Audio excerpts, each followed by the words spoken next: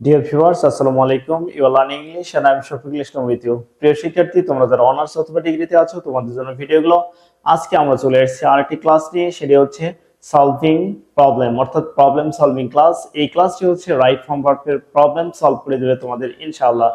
So কোথাও না গিয়ে তোমরা প্রথম থেকে শেষ পর্যন্ত অবশ্যই ভিডিওগুলো দেখবে এবং অবশ্যই তাহলে তোমরা পরীক্ষার মধ্যে ভালো করতে পারবে ইনশাআল্লাহ।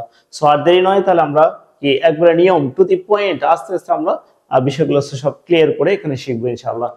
সো নাম্বার 1 দেখো কি বলছে, আইস ফ্লোট অন ওয়াটার। আইস মানে হচ্ছে বরফ, আনকাউন্টেবল নাউন।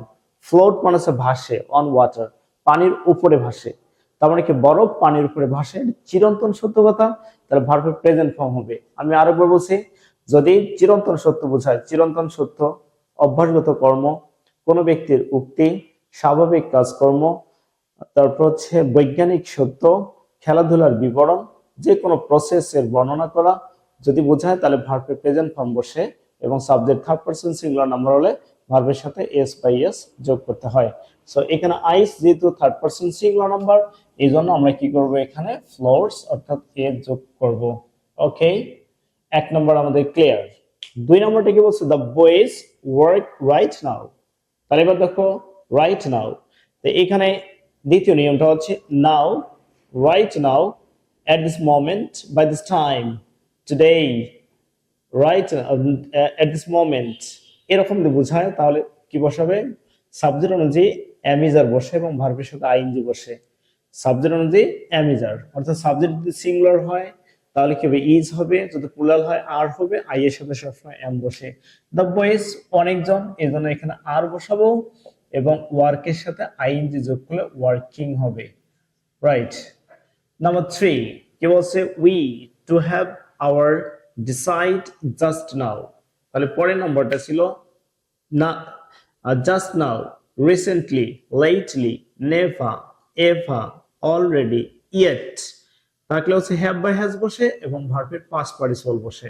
তাহলে আমরা দেখো উইর সাথে সবসময় হ্যাভ বসে, এই জন্য আমরা হ্যাভ বসাইছি। আর ব্র্যাকেটে যে ওয়ার্ডটা দেয়া ছিল সেই ওয়ার্ডের পাস্ট পার্টিসিপল অর্থাৎ হ্যাভ এর পাস্ট পার্টিসিপল হচ্ছে হ্যাড, তাই আমরা এখানে হ্যাড বসাবো। We have had our decision just now. পরেরটা 4 নম্বর, the man work for an hour. এই যে ফর অ্যান আওয়ার, ফর অথবা সিন্স থাকার পর যদি সময়ের উল্লেখ থাকে তাহলে হ্যাভ বিন অথবা হ্যাজ বিন বসে এবং ভার্বের সাথে আইএনজি যোগ করতে হয়। তার মানে এখানে হচ্ছে কি সাবজেক্ট দ্য ম্যান একজন, এজন্য হ্যাজ বিন হবে এবং ভার্বের সাথে আইএনজি যোগ করলে ওয়ার্কিং হবে। হ্যাজ বিন ওয়ার্কিং, যদি একটির অধিক হতো তাহলে হ্যাভ বিন বসাতাম, হ্যাভ বিন ওয়ার্কিং। তারপর হচ্ছে আই ফ্যান্সি আই টার্ন। দেখো এখানকার নিয়মটা হচ্ছে ফ্যান্সি, তাহলে ফ্যান্সি মানে হচ্ছে কল্পনা করা, তাহলে কল্পনা করো ফ্যান্সি, তাহলে ফ্যান্সি। দেন কি হতো, once upon a time, long long ago, long since, before, yesterday, last week, last night, last month, last year, অথবা মানে পূর্বের যদি কোনো কথা থাকে তাহলে ভার্বের পাস্ট ফর্ম বসাবো। সো এখানে টার্ন দেয়া আছে, টার্নের পাস্ট ফর্ম হচ্ছে টার্নড হবে, তাই আমরা এখানে টার্নড বসাবো। ওকে, তাহলে आंसर হলো I fancy I turned a trip of fail. Then the writer live in Paris. তাহলে কি রাইটার কি করেছিল, প্যারিসে বসবাস করছিল, করিতেছিল। তাহলে মানুষ বসবাস করেছে একদিন দুই দিনের জন্য নয়, অনেকদিন পর্যন্ত বসবাস করতে পারে। তাহলে আমাদের এখানে আনসারটা হবে ওয়াজ লিভিং অথবা হ্যাড বিন লিভিং। দুটি আনসার এই কারেক্ট হতে পারে, হ্যাড বিন লিভিং অথবা ওয়াজ লিভিং। তাহলে ওয়াজ লিভিং ইন প্যারিস, তাহলে তিনি প্যারিসে বসবাস করতেছিলেন।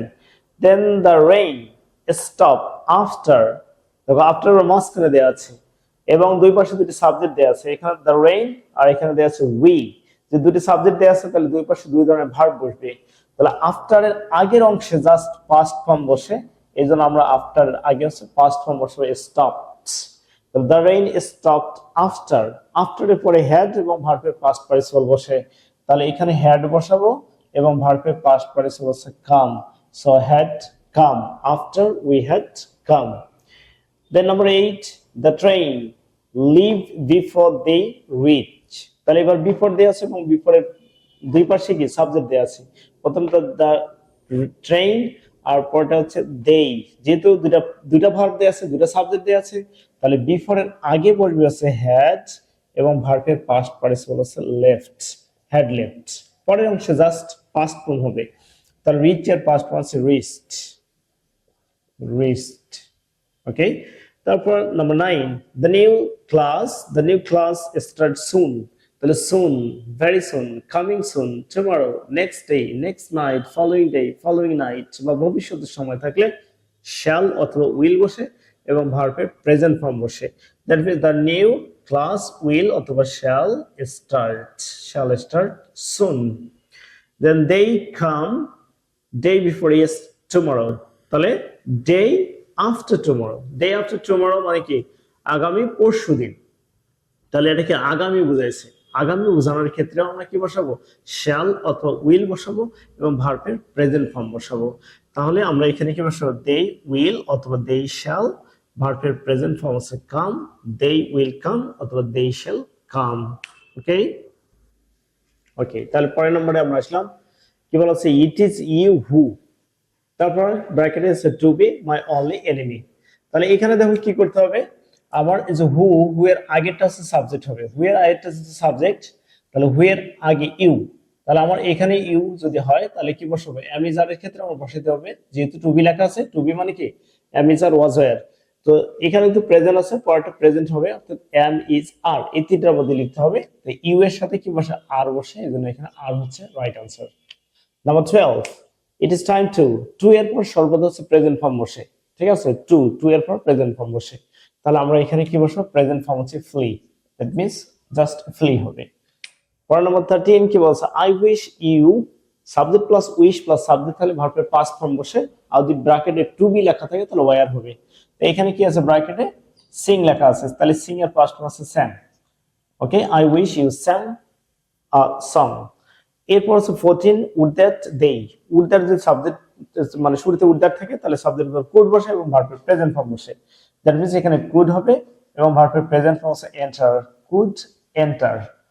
দেন number 15, had I the wings of a bird, okay had দেয়া আছে, হ্যাড এর পর যদি কোনো পাস্ট পার্টিসিপল থাকে তাহলে পরে would have, should have, could have, might have পড়বে, কিন্তু হ্যাড এর পর কোনো পাস্ট পার্টিসিপল দেয়া নাই, জাস্ট কি আছে, এখানে সাবজেক্ট আছে, তারপর এখানে নাউন দেয়া আছে, যার কারণে এখানে কি বসে, would, should, could, might, that means আমরা এখানে উড বসাবো এবং ভার্বের প্রেজেন্ট ফর্ম হচ্ছে fly, would fly. Next number 16, we would rather help him, তাহলে had better, had rather, would better, would rather থাকলে ভার্বের প্রেজেন্ট ফর্ম বসে। আমি আবার বলছি, cannot but, could not but, had better, had rather, would rather, must, need, dare, to, had, তারপর কি shall, should, will, would, can, could, মে, মাইট যদি থাকে তাহলে ভার্বের প্রেজেন্ট ফর্ম বলবে, তাই এখানে আমরা কি বসবো, ভার্বের প্রেজেন্ট ফর্ম হেল্প বলবে। নাম্বার 17 কি বলছে, উই গট দ্য চেয়ার, দেখো গটের পর কি দেয়া আছে, সাবজেক্ট দেয়া আছে, বস্তুবাচক দেয়া আছে, অবজেক্ট, যদি বস্তুবাচক থাকে তাহলে ভার্বের পাস্ট পার্টিসিপল হবে, তাহলে repaired, ওকে, তাহলে we got the chair repaired। It is many days since এর আগে যদি প্রেজেন্ট থাকে তাহলে পরেরটা পাস্ট বসে, আর প্রথমে যদি পাস্ট দেয়া থাকে তাহলে পরেরটা হ্যাড প্লাস V3 বসে, সো প্রথমে প্রেজেন্ট আছে তাই এখানে আমরা পাস্ট বসাবো, MET, met। Then number 19, if you came, যদি তুমি আসতে, if এর প্রথম অংশে পাস্ট দেয়া আছে তাহলে পরেরটা উড, শুড, কুড, মাইট, তাহলে আমরা উড, শুড, কুড, মাইট বসিয়া ভার্বের প্রেজেন্ট ফর্ম বসাবো, উড টেল।